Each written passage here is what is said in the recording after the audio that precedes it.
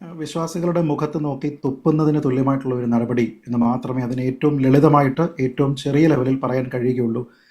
ശ്രീ വിനു, ഇപ്പോൾ കഴിഞ്ഞ 3 ആഴ്ചകളായിട്ട് പുതിയ സർക്കാർ നടത്തിയിരിക്കുന്ന പല നിയമനങ്ങളും വലിയ വിസ്മയമാണ്. നമുക്കറിയാം, തെരഞ്ഞെടുപ്പ് ഓഫീസറിൻ്റെ നിയമനം, അളിയന നിയമനം. അപ്പോൾ അതിൻ്റെ തുടർച്ചയായിട്ടാണ് ഇപ്പോൾ ഈ പ്രതിഭാഗം വക്കീലിന് ദേവസ്വം ബോർഡിൽ തന്നെ നിയമനം എന്ന രീതിയിലത്തേക്കുള്ള ഒരു സംവിധാനം വന്നിരിക്കുന്നത്.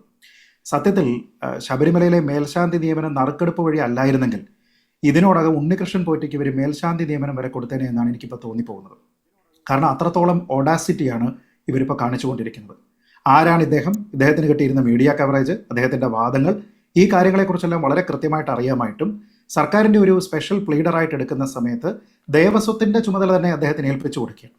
അപ്പോൾ ഒന്ന് ആലോചിച്ച് നോക്കാം, പണ്ട് ഒരു സിനിമയിൽ നടൻ തിലകൻ്റെ ഒരു കഥാപാത്രം പറയുന്നത് പോലെ ഇതിനേക്കാൾ വലിയ ധൈര്യം, അല്ലെങ്കിൽ ഇത്രയും ധൈര്യം ചാൾസ് ശോഭരാജിന് പോലും ഞാൻ കണ്ടിട്ടില്ല എന്ന് പറയുന്നതിന് തക്ക അതിന് തുല്യമായ രീതിയിലത്തേക്കുള്ള ധൈര്യമാണ് ഇപ്പോൾ വി ഡി സതീശൻ സർക്കാർ കാണിച്ചുകൊണ്ടിരിക്കുന്നത്. മന്ത്രി വളരെ കൃത്യമായിട്ട് അതിൻ്റെ ഉത്തരവാദിത്തം ഒഴിഞ്ഞു. കൂട്ടുത്തരവാദിത്തം എന്ന രീതിയിൽ മാത്രമേ തനിക്കുള്ളൂ, അത് വി ഡി സതീശൻ്റെ തീരുമാനമാണ്, മുഖ്യമന്ത്രിയുടെ തീരുമാനമാണ് എന്ന് അദ്ദേഹം പറയുകയും ചെയ്തു. സത്യത്തിൽ ഇവിടെ സംശയിക്കപ്പെടുന്നത് സംസ്ഥാന സർക്കാരിൻ്റെ, കോൺഗ്രസിൻ്റെ മൊത്തത്തിലുള്ള ഉദ്ദേശശുദ്ധിയാണ്. കാരണം ഭക്തരുടെ സ്വത്തായിട്ടുള്ള ക്ഷേത്ര സ്വർണം സംരക്ഷിക്കേണ്ടുന്ന സർക്കാർ അതേ സ്വർണം തട്ടിയെടുത്ത പ്രതിയുടെ വക്കീലിനെ ദേവസ്വം ബോർഡിൻ്റെ തന്നെ വക്കീലായിട്ട് നിയമിക്കുമ്പോൾ 2 മാസം മുമ്പ് ജനങ്ങൾ അവരിൽ അർപ്പിച്ച വിശ്വാസമാണ് കളഞ്ഞു കുളിച്ചത്.